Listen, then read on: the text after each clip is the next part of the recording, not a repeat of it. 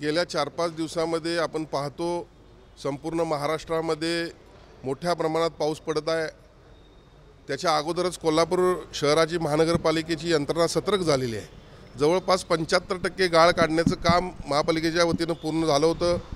पाऊस पडल्यानंतर थोडा यामध्ये अडथळा निर्माण झालेला आहे, पण 25% राहिलेला गाळ देखील या पावसाची आता उघडीप मिळालेलीच आहे आणि तातडीनं काढण्याच्या मी सूचना दिलेल्या आहेत। एकंदरीतच आपत्ती व्यवस्थापनाच्या दृष्टीनं जर काही आपत्तीजनक परिस्थिती निर्माण झाली तर या ठिकाणी काय काय व्यवस्था झालेली आहे त्याची माहिती मी घेतलेली आहे। आरोग्य व्यवस्था असेल, नागरिकांच्या राहण्याची सोय, त्याचबरोबर त्यांची जेवणाची सोय आणि इतर सर्व गोष्टी ज्या आपल्याला पूरपरिस्थिती उद्भवल्यानंतर सतर्क राहावं लागतं याविषयी मी सर्व सूचना दिलेल्या आहेत। गेल्या महिनाभरात कोल्हापूर शहरामध्ये पाणी पुरवठ्याचा प्रश्न फार गंभीर झाला होता, तर स्काडासारखी यंत्रणा या ठिकाणी शहरामध्ये लागू व्हावी किंवा त्याची सुरुवात व्हावी की जेणेकरून पाणी पुरवठा सर्व प्रभागामध्ये समान पाणी पुरवठा करता येईल आणि त्यामध्ये सुधारणा करण्यात येईल किंवा करता येईल यासाठी मी या ठिकाणी सूचना दिलेल्या आहेत।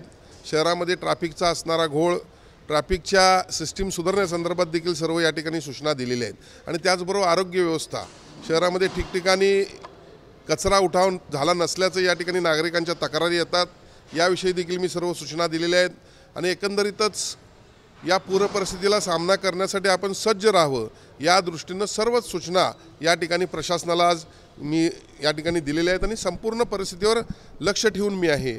पुढच्या काळामध्ये अशी काही परिस्थिती उद्भवली तर त्याचा आम्ही निश्चितपणे चांगल्या पद्धतीने सामना करू। गांधी मैदानाला कोल्हापूरकरांनी पाहिलं होतं त्यामध्ये अशा पद्धतीची स्थिती होती, काय सांगाल? काय त्या संदर्भात सूचना दिलेल्या आहेत आणि या संदर्भात विरोधक आंदोलन काही बाबतीत किळस येते। मी तुम्हाला सांगतो, अत्यंत प्रामाणिकपणानं त्या गांधी मैदानासाठी मी 5 कोटी रुपये मंजूर करून आणले निधी आणि त्या ठिकाणी पोती टाकणे, गाद्या टाकणे, बकेट टाकून पाणी थांबवणे आणि मग अशा प्रकारचं हीन सुपारी घेऊन राजकारण करण्याचं काम काही लोक करत आहेत, त्यांचा मी या ठिकाणी निषेध करतो। कोल्हापूर महानगरपालिकेच्या वतीनं पोलीस प्रशासनाला कारवाई करण्याविषयी निवेदन दिलेलं आहे। पोलीस प्रशासनानं तातडीनं ती कारवाई करावी, कारण एक काही समाजकंटक आपण म्हणू की त्या ठिकाणी दिसतंय की ज्या ठिकाणाहून पाण्याचा निचरा होतो त्या ठिकाणी गाद्या पोती टाकून ते पाणी थांबवलं गेलेलं आहे। हे कुणाचं नुकसान आहे हो? राजकारणाला घाणेरड्या राजकारण म्हणायला पाहिजे, काही मर्यादा पाहिजेत। खरं म्हणजे त्या ठिकाणी हजारो युवक खेळत असतात आणि त्या युवकांना त्रास व्हायला नको म्हणून सन्माननीय तत्कालीन मुख्यमंत्री एकनाथ शिंदे साहेबांनी तातडीनं 5 कोटी रुपये मंजूर केले। नवीन नाला निर्माण करण्याचं काम सुरू आहे, तर याला सर्वाला अडथळा निर्माण करायचा आणि या ठिकाणी पाणी कसं तटल आणि कसं चुकीच्या पद्धतीने झाले असं दाखवण्याचा प्रयत्न करायचा, हे अत्यंत हीन दर्जाचं काम त्या ठिकाणी सुरू आहे, त्याचा मी निश्चित करतो। भौगोलिक दृष्टीचा विचार न करता हे काम केलं गेलं, तुमचा आरोप असा आहे की स्थानिक किंवा काही लोकांच्यामुळे काम चांगलं होऊन सुद्धा काही लोक जाणीवपूर्वक करतात। एक लक्षात घ्या, प्रत्येकासाठी काही यंत्रणा असते। कोल्हापूर महानगरपालिका ही यंत्रणा सक्षम आहे। त्यांनी जो 5 कोटीचा DPR तयार केला त्याला निधी देण्याचं मी काम केलेलं आहे आणि मग असं असताना त्या ठिकाणी त्या यंत्रणेमध्ये खो आणायचा, त्या जिथून पाणी ड्रेन होतं त्या ठिकाणी पोती टाकायची, गाद्या टाकायच्या, बकेट टाकायची, मोठमोठं प्लास्टिक टाकायचं आणि मग म्हणायचं चुकीच्या पद्धतीने निधी खर्च होतो। निश्चितपणे येणाऱ्या काही दिवसामध्ये खरं खोटं काय ते सिद्ध होणार आहे आणि म्हणून अशा पद्धतीनं एक लक्षात घ्या, लोकांना कळत नाही का हे? त्या ठिकाणी असणाऱ्या खेळाडूंना कळत नाही का? सर्वांनी लक्षात ठेवलं आहे, त्यांना योग्य ती वेळी शिवाजी पेठेतील जनता उत्तर दिल्याशिवाय राहणार नाही।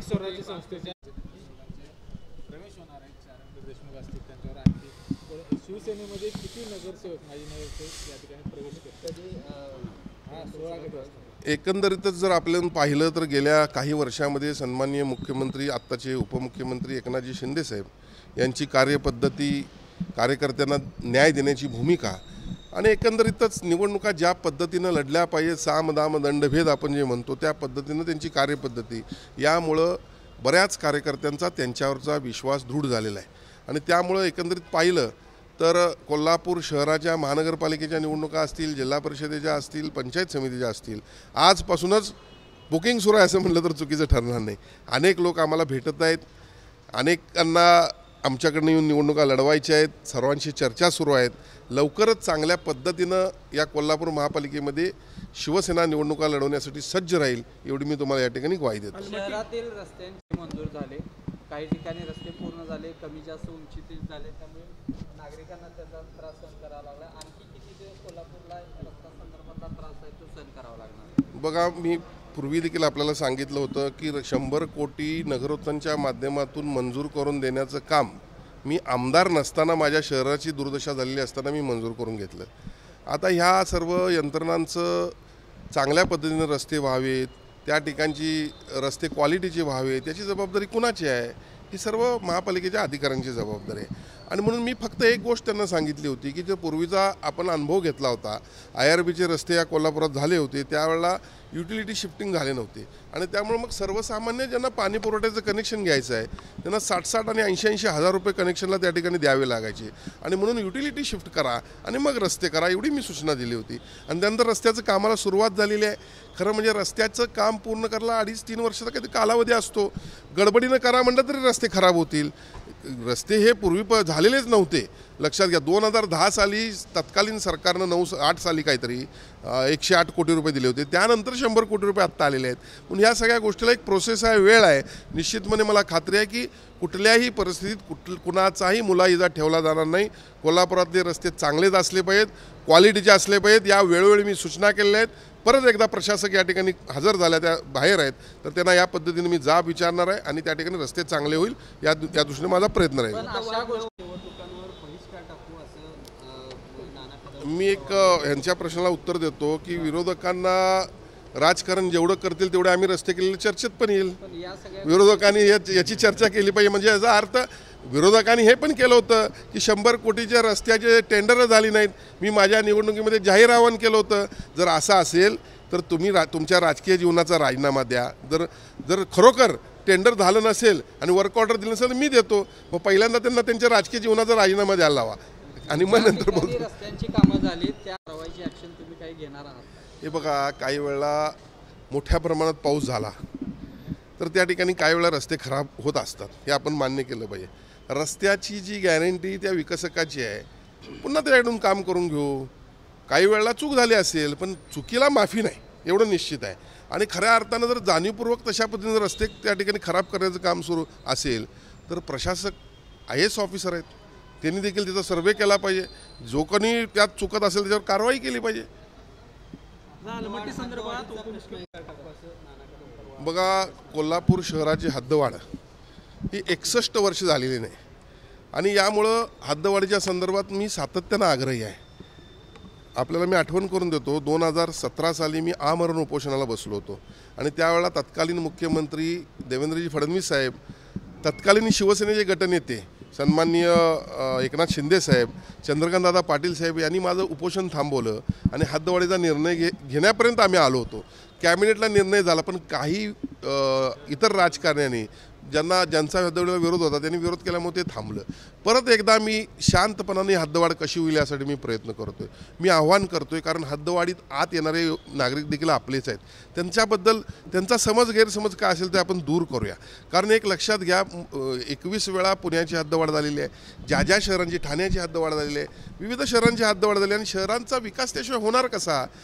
मला तर त्यांना कोण कशा पद्धतीनं फीड करायला लक्षात येत नाही, पण ग्रामीण भागातल्या नागरिकांनी उलट त्यांचा फायदा यात हे समजून घेतलं पाहिजे. अनेक सुविधा मिळतील, त्यांच्या जमिनीचे भाव वाढतील, त्यांना यामध्ये फार मोठ्या प्रमाणात फायदा होणार आहे. आणि म्हणून अशा वेळेला शांतपणानं हद्दवाढ व्हावी हा माझा प्रयत्न आहे. मंत्रालयीन पातळीवर सन्माननीय उपमुख्यमंत्री, दोन्ही सचिव नगरविकास 1 आणि नगरविकास 2चे गोविंदराज, असीम कुमार गुप्ता, सन्माननीय उपमुख्यमंत्र्यांचे PS, सन्माननीय आयुक्त, टाउन प्लॅनिंग, सर्वांची आमची एक बैठक झाली आहे. आमदार नरके, पालकमंत्री आबिटकर, या सर्वांची आमची एकत्रित एक कॉमन बैठक झाली आहे आणि काही एका कन्क्लुजनला आम्ही पोहोचलेलो आहोत की जेणेकरून कोल्हापूर जिल्ह्याचा आपल्याला विकास करायचा असेल तर कोल्हापूर शहर पहिला विकसित होणं गरजेचं आहे. नुकतंच सन्माननीय राज्य शासनाच्या माध्यमातून मुख्यमंत्र्यांनी 1500 कोटी रुपये आत्ता तीर्थक्षेत्राला देखील जाहीर केलेले आहेत. कालच मी आपल्याला पत्रकार परिषदेच्या माध्यमातून कळवलं, 983 कोटी रुपये मी स्टॉम वॉटरसाठी सांगली आणि या कोल्हापूरसाठी मंजूर करून घेतले माझ्या मित्रा या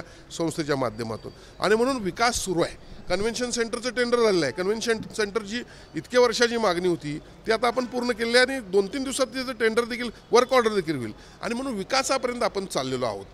केशवराव भोसले नाट्यगृहाला 25 कोटी रुपये सन्माननीय मुख्यमंत्र्यांनी कसे येऊन दिले आपल्याला माहीत आहे.